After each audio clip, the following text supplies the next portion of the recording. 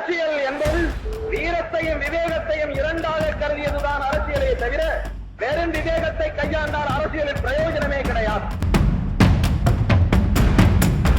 அதாவது அந்த நாம் தமிழர் கட்சியில் இருக்கிறவங்களுக்கு சொல்கிறேன், நீங்கள்லாம் வந்து அந்த கட்சியில் இருந்து என்ன பண்ண போகிறீங்க சிந்திச்சு பாருங்கள். ஒரு பசும்பொன் முத்துராமலிங்க தேவரை இவ்வளவு ஒரு இதாக அசால்ட்டாக டீல் பண்ணுற ஒருத்தரை உங்களால் ஏற்று கேள்வி கேட்க முடியல அப்படின்னா,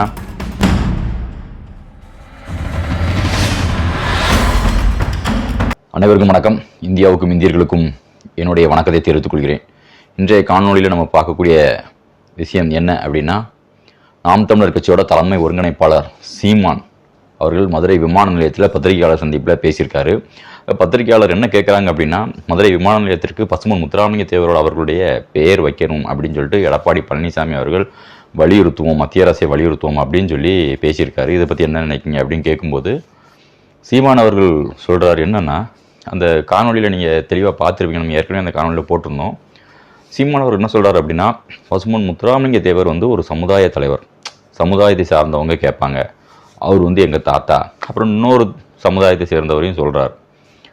ஸோ இந்த தாத்தா பேரை வந்து வைக்கிறத விட எங்களுக்கு பெருமை வந்து பாண்டிய மன்னன் தலையாலங்கானத்து செருவென்ற பாண்டிய நெடுஞ்செழியன் அவர்களுடைய பெயரை வைக்கணும் அப்படின்னு சொல்லி சீமான் அவர்கள் வந்து சொல்கிறார்.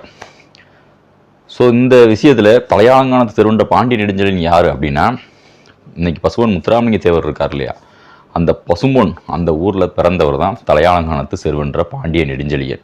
இன்றைக்கி பசும்பொன் முத்துராமலிங்க தேவர் அப்படின்னு சொல்கிறோம்ல, அந்த பசும்பொன் யார் அப்படின்னா தலையாலங்கானத்து செருவென்ற பாண்டிய நெடுஞ்செழியன் தான். இந்த பாண்டிய நெடுஞ்செழியன் அவர்களுடைய இன்னொரு பெயர் தான் பசும்பொன் பாண்டியன்.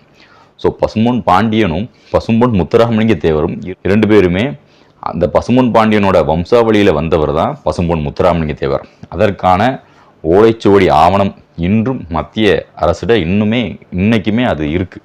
அதனால் அதில் எந்தவித மாற்று கருத்தும் இல்லை. பசும்பொன் பாண்டியனோட வம்சாவளியில் வந்தவர் தான் பசும்பொன் முத்துராமலிங்க தேவர்.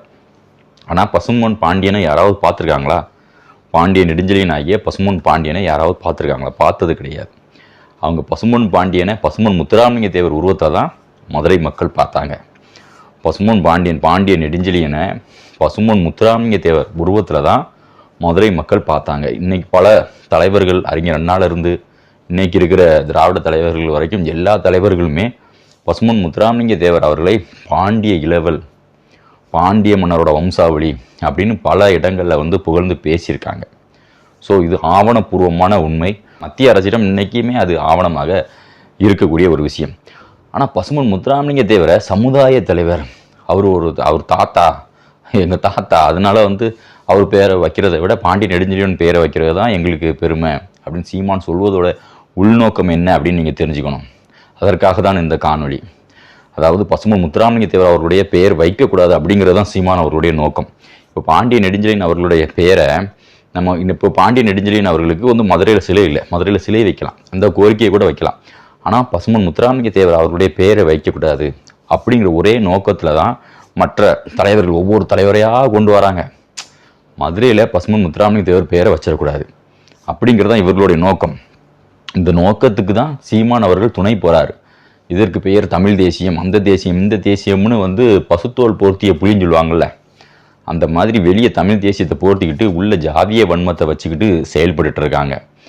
இன்றைக்கி பசும்பொன் முத்துராமலிங்க தேவர் பெயரை வைக்கணும்னு எல்லா அரசியல் தலைவரும் சொல்கிறாங்க. ஆனால் அதை வந்து யாராவது செயல்படுத்துகிறாங்களா? தாமதப்படுத்துறதுனால தான் இன்னைக்கு இந்த மாதிரி சீமான் மாதிரியான ஆட்கள்லாம் இதை வைத்து அரசியல் செய்து கொண்டிருக்கிறார்கள். ஏற்கனவே எடப்பாடி ஒரு அரசியல் பண்ணிட்டு போனார், இப்போ சீமான் அவர்களும் இப்படி ஒரு அரசியல் பண்ணிட்டு போகிறாரு. இதை சமுதாய தலைவர்கள் வந்து பேசணும். டிடிவி தினகரன் வந்து பேசிட்டார் அப்படின்னு பொங்குனவங்க, சீமான் வந்து ஓப்பனாகவே பேர் வைக்கக்கூடாது, எங்களோட அஜெண்டாவே வேறு, நாங்கள் வந்து பாண்டிய மன்னர் அவர்களுடைய பாண்டிய நெடுஞ்செழியனோட பேர் தான் வைக்கணும் அப்படிங்கிறத எங்களுடைய நோக்கம் அப்படின்னு ஓப்பனாகவே சொல்லிட்டு போகிறார். சமுதாய தலைவர் யாராவது இது வரைக்கும் ரியாக்ட் பண்ணியிருக்காங்களா? டிடிவி தினகரன் சொன்ன உடனேயே எல்லாருமே ரியாக்ட் பண்ணாங்க. காரணம் என்னென்னா, பின்னாடி எடப்பாடி பழனிசாமி. யார்டா அவங்க பின்னாடி யார்டா இருக்கான்னு பார்த்தா எடப்பாடி பழனிசாமி. புரியுதா அவங்களுக்கு? ஆனால் சீமான் அவர்கள் பேசின உடனே யாருமே இது வரைக்கும் ரியாக்ட் பண்ணல. நம்ம போய் ஒவ்வொருத்தட்டியாக போய் நானாக கட்சி வச்சு நடத்திட்டு இருக்கேன், ஒவ்வொருத்தட்டியாக போய் பேசுங்கன்னு சொல்கிறதுக்கு நமக்கு இருக்கிற உணர்வு அவர்களுக்கும் இருக்கும் தானே. இப்போ இருந்தால் அவர்கள் பேச வேண்டும். பசும்பொன் முத்துராமலிங்க தேவர் அவர்களுடைய வரலாற்றை படிக்கும்போது அவர் வந்து தொழிலாளர்களுக்காக, மதுரை தொழிலாளர்களுக்காக வந்து அவர் போராட்டம் நடத்தி எத்தனையோ போராட்டங்கள் நடத்தி சிறையெல்லாம் போயிருக்காரு. அதெல்லாம் நீங்கள் வந்து அது வந்து வரலாறாக இருக்குது. அந்த வரலாறு நீங்கள் எல்லாருமே படிச்சிருப்பீங்க.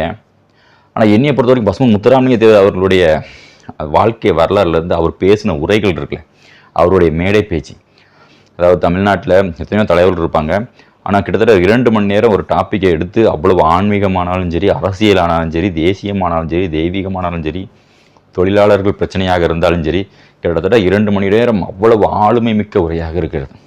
வேறு இப்போல்லாம் பேசுகிறாங்கல்ல, அதெல்லாம் பசுமன் முத்துராமலிங்க தேவரோட கால் தூசிக்கு வராது. இங்கே கையை மடக்கிட்டு காலை மடக்கிட்டு பேசுகிறாங்கல்ல, இதெல்லாம் பசுமன் முத்துராமலிங்க தேவரோட கால் தூசிக்கு வராது. இவங்க பேசுகிறதெல்லாம் இவங்கெல்லாம் தான் பேச்சாளர் நடிச்சிட்டு இருக்காங்க. நீங்களாம் பசுமன் முத்துராமலிங்க தேவர் பேசின பேச்சுக்கள்லாம் வந்து இன்றைக்கும் காணொலிகளாக யூடியூப்பில் இருக்கும். நீங்கள் நிஜமாகவே பசுமன் முத்துராமலிங்க தேவர் யாருன்னு தெரிஞ்சுக்கணும் அப்படின்னா அவர் பேசின உரைகள் எடுத்து பாருங்கள்.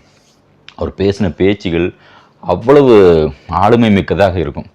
அவர் சொல்கிறாரு வந்து, பலகீனத்தையும் கோழைத்தனத்தையும் வேதாந்த ரூபமாக பேசக்கூடிய ஒரு கூட்டம் நம்மை கெடுத்து கொண்டிருக்கிறது அப்படின்னு சொல்லி அவர் பேசுகிறாரு. அந்த பேச்செல்லாம் பார்த்தீங்கன்னா, அந்த பேச்சு நான் சொல்லும்போது உங்களுக்கு வந்து சாப்பிட்டா கூட தெரியும்.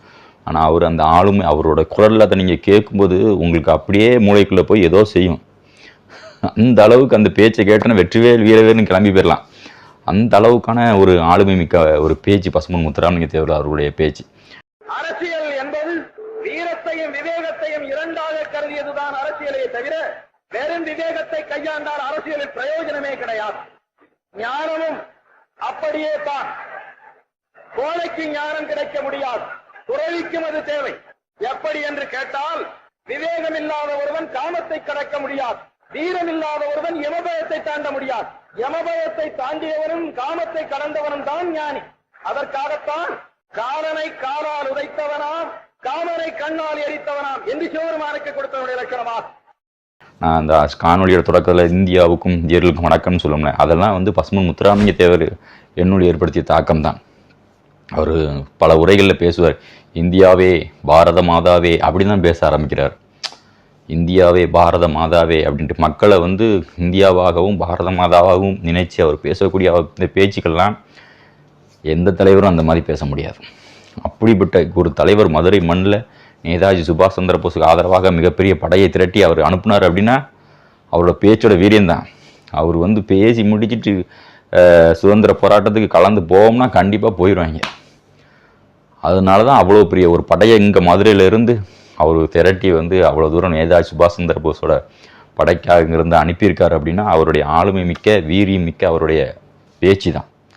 அந்த உரையெல்லாம் நீங்கள் எடுத்து படிங்க. அது ஒரு புத்தகமாகவும் இருக்கும், காணொலியாகவும் இருக்கும். கண்டிப்பாக அந்த உரையை வந்து தொடர்ந்து உங்களுக்கு பேசணுங்கிற எண்ணம் எனக்கு இருக்குது. ஆனால் அது வந்து அவர் 1 மணி நேரம் 2 மணி நேரம் பேசியிருக்காரு. ஆனால் நம்மளுக்கு அதை மனப்பாடம் பண்ணி பேசுகிறது அவ்வளோ கஷ்டமாக இருக்குது. ஸோ கண்டிப்பாக ஒரு நாள் அதையும் உங்களுக்கு என்னால் முடிந்த வரைக்கும் கொடுக்க நான் முயற்சி பண்ணுறேன். நான் சீமான் அவர்கள் பேசின அந்த காணொலியை பார்த்துட்டு வாங்க. அது வந்து இங்க வருங்க, சமூகம் சார்ந்து ஒவ்வொருத்தரும் பேசுவாங்க. அது வந்து இங்க வருங்க, சமூகம் சார்ந்து ஒவ்வொருத்தரும் பேசுவாங்க. ஒருத்தர் எங்க தாத்தா முத்துராமலிங்க தேவர் பேர் வைக்கணும்பாங்க, ஒருத்தர் இன்னொரு தாத்தா இமானுவேல் சேரம் பேர் வைக்கணும்பாங்க. எங்க நிலைப்பாடு 2 தாத்தா பேரும் வேணாம். எங்களுக்கு ஒரு பெருமை இருக்கு, வரலாற்று பெருமை. பாண்டியன் நெடுஞ்செழியன் தலையணங்கானத்து செருவென்ற பாண்டியன் நெடுஞ்செழியன் வைங்க, யாரும் எதிர்க்க மாட்டாங்க. பார்த்தீங்கல்ல, நான் சொல்லும்போது நீங்கள் வந்து நம்ப மாட்டீங்க. ஏன்னா நான் தான் இப்படி சொல்லிட்டு வரேன் அப்படின்னு உங்களுக்கு தோணும். எவ்வளவு தெளிவான வார்த்தைகள் அதில் பயன்படுத்தியிருக்காரு சீமான். அதாவது அவர் சமுதாய தலைவர், சமுதாயத்துலேருந்து கேட்பாங்க இவங்கெல்லாம் தாத்தா. ஏன்னா பசுமன் முத்துராமலிங்க தேவரெலாம் எதுவும் பண்ணாத மாதிரி பசுமன் முத்துராமலிங்க தேவரை பேசணும்னா விடிய பேசலாம். அந்த அளவுக்கு அவருடைய செயல்பாடுகள், அவருடைய சுதந்திர போராட்டங்கள் இருக்குது. ஆனால் அதெல்லாம் ஒரு சாதாரணமாக லெஃப்ட் ஹேண்டில் அப்படி வந்து தட்டி விட்டுட்டு ஒரு தலைவர் பேசுகிறாரு, மதுரையில் நின்று பேசுகிறாரு அப்படின்னா, தேவர் சமுதாயத்தில் தலைவர்கள்னு இருக்கிற நீங்கள், உங்களை பற்றி எனக்கு சொல்கிறதுக்கு ஒன்றுமே இல்லை. அதாவது என்ன செஞ்சிடும், யார் என்ன செஞ்சிடும் அப்படிங்கிற மாதிரி தான் ஒரு நினப்பு. இதை நான் சொன்னால் வந்து உங்களுக்கு வந்து இவன் நான் ஏதோ சொல்கிற மாதிரி உங்களுக்கு இவன் தான் இப்படி சொல்கிறான் அப்படிங்கிற கூட நீங்கள் நினைக்கலாம். அதாவது அந்த நாம் தமிழர் கட்சியில் இருக்கிறவங்களுக்கு சொல்கிறேன், நீங்கள்லாம் வந்து அந்த கட்சியிலேருந்து என்ன பண்ண போகிறீங்க சிந்திச்சு பாருங்கள். ஒரு பசுமன் முத்துராமலிங்க தேவரை இவ்வளவு ஒரு இதாக அசால்ட்டாக டீல் பண்ணுற ஒருத்தரை உங்களால் ஏற்று கேள்வி கேட்க முடியல அப்படின்னா, நீங்கள் அதாவது நம்ம வந்து என்ன பண்ண போகிறோம், நம்ம இன்னைக்கு இருக்கிறோம் நாளைக்கு இருக்க மாட்டான், ஓகேவா? ஒரு அரசியல் அப்படிங்கிறது அந்த நேரத்தில் வந்து எதிர்த்து கேள்வி கேட்கறது தான் அரசியலுக்கு இருக்கிறதுக்கான ஒரு அர்த்தம். நீங்கள் உயிரோடு இருக்கீங்க, நீங்கள் அரசியலில் ஒரு தலைவராக இருக்கீங்க, அரசியலில் இருக்கீங்க அப்படிங்கிறதுக்கே அர்த்தம். நீங்கள் எதுவுமே அரசியலில் எதுவுமே கேட்க மாட்டீங்க, ஏற்று கேட்க மாட்டீங்க அப்படின்னா நீங்கள் இருக்கிறதுக்கே அர்த்தம் கிடையாது. புரிகிறதா? நீங்கள் பசுமன் முத்துராம் தேவர் ஜெயந்தியில் போய் ஜோதி எடுத்துகிட்டு போகிறீங்க, ஆட்டம் போடுறீங்க, பாட்டம் பாடுறீங்க, இதெல்லாம் என்ன அர்த்தம்? அப்போ உங்களுக்கு பின்னாடிலாம் எடப்பாடி பழனிசாமி மாதிரி யாராவது இருந்து உங்களுக்கு போய் சண்டை போட்டு போராட்டம் பண்ணு அப்படின்னு சொன்னால் தான் போராட்டம் பண்ணுவீங்க, எதிர்த்து கேள்வி கேட்பீங்க அப்படின்னு நான் நினைக்கிறேன். நன்றி. மீண்டும் ஒரு காணொளி நான் உங்களை சந்திக்கிறேன். நான் சந்தனம் பாண்டியன். ஜெய்.